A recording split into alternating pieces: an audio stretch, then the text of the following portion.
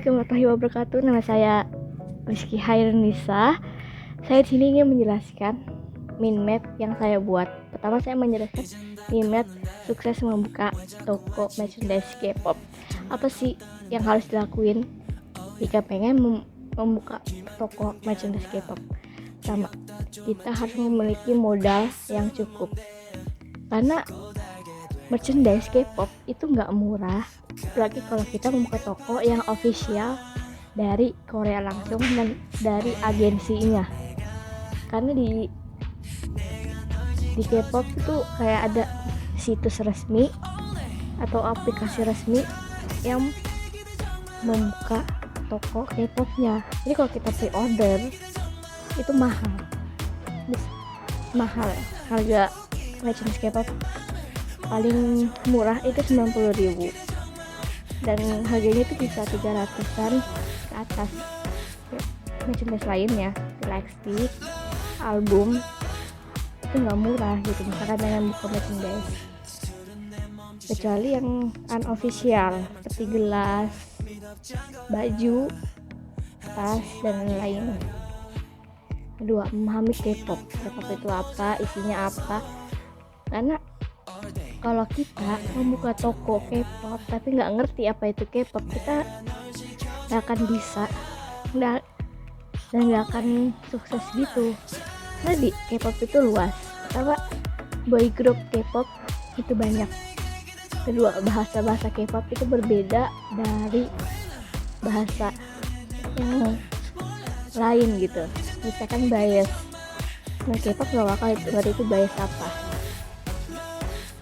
Terus lain masih banyak lagi. Ini kalau misalkan kita nggak ngerti boy band K-pop itu apa aja, asal-asal bikin toko K-pop karena K-pop lagi booming gitu, dan asal buka gitu, nggak akan bisa. Kayak misalkan pembelinya pengen nanya, posternya Tomorrow by Together gimana ya, posternya NCT itu gimana ya, tapi yang ditunjuk malah poster BTS. Itu nggak lucu banget. Jadi kalau nggak tahu apa itu isinya K-pop, nggak tahu boy band K-pop itu apa aja, mending nggak usah. Jadi, dan kalau misalkan karena pertemanan K-pop itu solid dan kadang pengen kontak-kontakan gitu, jadi kalau nanya line berapa, dan dia tiba-tiba jawab saya nggak punya line, padahal line di K-pop itu bukan aplikasi line di K-pop sama line di orang biasa itu beda. Line itu tahun kelahiran. Jadi kalau ditanya, Mbak, line berapa? Terus dia jawab saya nggak pakai line. Kita langsung diketawain. Dan itu sering banget terjadi sih kalau dengan K-pop baru gitu. Dua, yang tadi saya jelasin, semakin banyak boy group yang kita tahu di K-pop itu akan lebih laku lagi. Misalkan di toko K-pop kamu itu menjual merchandise NCT, BTS, ENHYPEN, EXT, terus GOT7, banyak lain. Itu kayak, oh ya di sini tokonya lengkap, semua boy group ada, GOT7 ada, BTS ada, EXO ada, NCT U ada, terus ENHYPEN ada, TXT ada, dan lainnya.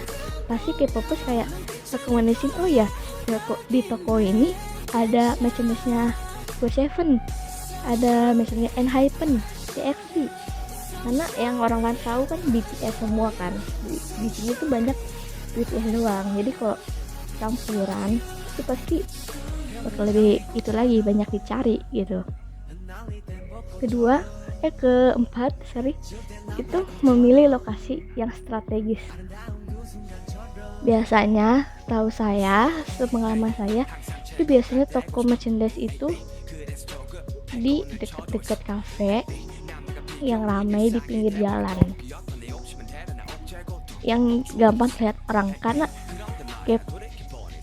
merchandise K-pop itu masih jarang toko cara khususnya satu tuh tokonya tuh jarang. Saya jarang banget nemuin gitu.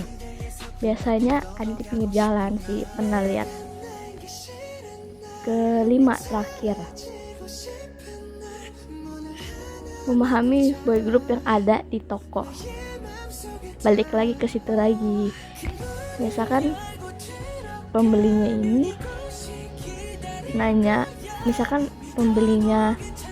ini nanya, tentang BTS karena dia misalkan baru jadi ARMY itu sebutan biasa BTS, dia new ARMY misalkan, dan dia nanya tentang member BTS. Jadi misalkan dia baru hafal 5 orang dan dia nanya ke si penjual, ke kita yang jual misalkan, Mbak, yang ini Jungkook nggak? Jungkook bukan sih? Dan dia nggak tahu pembelinya, penjualnya nggak tahu itu Jungkook atau siapa. Iya Mbak, itu Jungkook. Padahal yang ditunjuk fotonya itu foto juga. Itu kayak menyesatkan gitu. Terus kalau misalkan dia nggak tahu pembelinya, nggak biasnya itu Taehyung, dia nanya tentang Taehyung, Mbak, tahun kelahirannya Taehyung apa ya, berapa ya? Maaf, saya nggak tahu gitu. Atau enggak gini, Mbak, Taehyung punya anjing kan yang namanya Yontan, dan penjualnya juga baru tahu gitu. Masa sih? Itu beneran, itu nggak lucu banget. Jadi kalau misalkan kita membuka toko K-pop, itu harus memahami K-pop itu sendiri, jangan hanya ikutin tren. Wah, K-pop lagi booming nih di Indonesia, kalau saya jual merchandise K-pop, bikin merchandise K-pop, pasti akan laku banget, bakal rame tokonya. Gak bisa seasal-asalan itu buka toko K-pop. Jadi yang saya bilang, K-pop itu luas dan pertemanan K-pop juga sangat solid.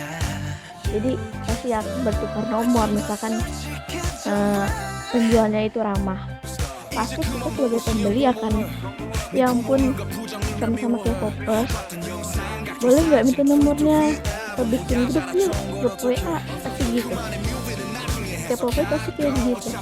Jadi kalau dan K-pop buka toko, bayangin aja kayak gitu, nggak bakal paham, nggak akan ngerti. Itu aja sih penjelasannya sih. Mohon maaf kalau ada salah-salah kata. Assalamualaikum warahmatullahi wabarakatuh.